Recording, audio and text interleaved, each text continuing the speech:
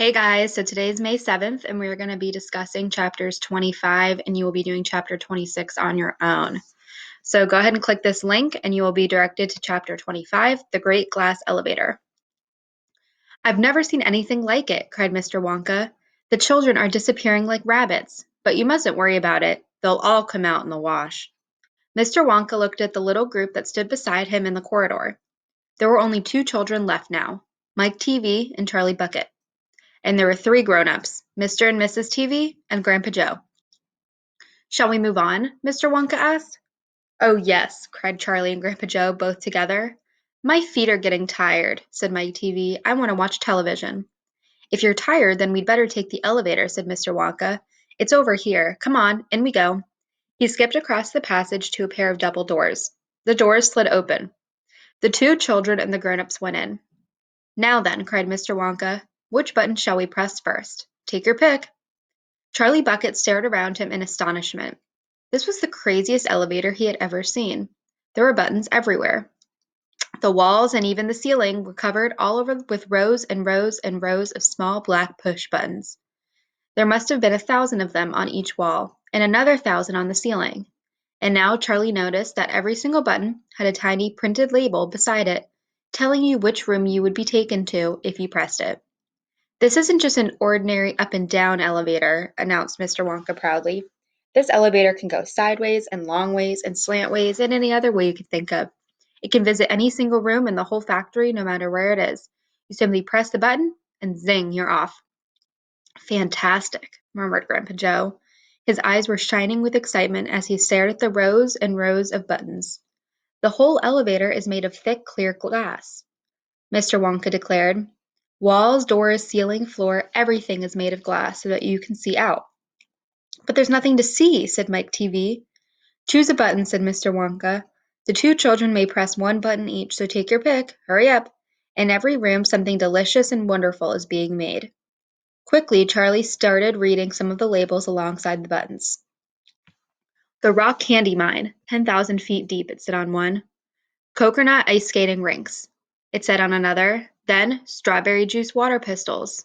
Toffee apple trees for planting out in your garden, all sizes. Exploding candy for your enemies. Luminous lollies for eating in bed at night.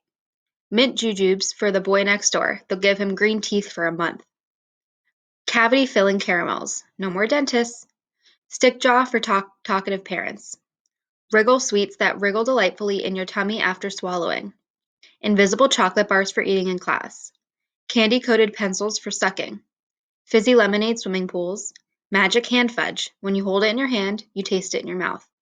Rainbow drops. Suck them and you can spit in different colors. In 6 different colors. All right. So if we look back at the questions, number 1 says, what made the elevator so special? So if we look back at the text and we look back at the elevator when he's introducing the elevator, we can see right here that Wonka says this isn't just an ordinary up and down elevator. So we're looking for why is it not ordinary? And he said that this elevator can go sideways and long ways and slant ways in any way you can think of. So think about a normal elevator that just goes up and down. Now his elevator goes more than one way. It can go different ways, sideways, slant ways, long ways, as long as it visits anywhere in the factory.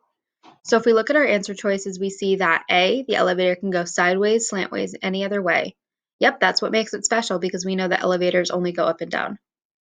B, the elevator is like a rocket and can fly outdoors. We didn't read that. C, the elevator is very large and can carry 100 people. We don't see that either. And D, the elevator is made of candy and can be eaten. So we see that B, C, and D none of them are said in the story, so we know that our best answer is A. And then number 2, what did Mr. Wonka mean by the phrase, the children are disappearing like rabbits? So if we go back to the beginning of this chapter, we see where he says that. He says right here, I've never seen anything like it, cried Mr. Wonka. The children are disappearing like rabbits.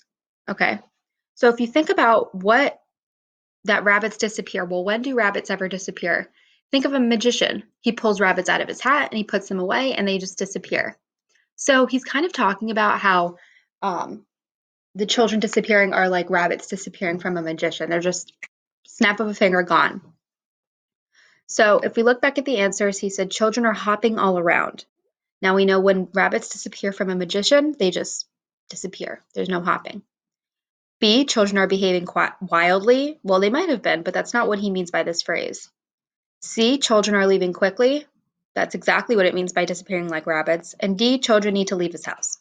So our best answer here is C. You're going to be finishing reading chapter 25 and 26 and completing the questions.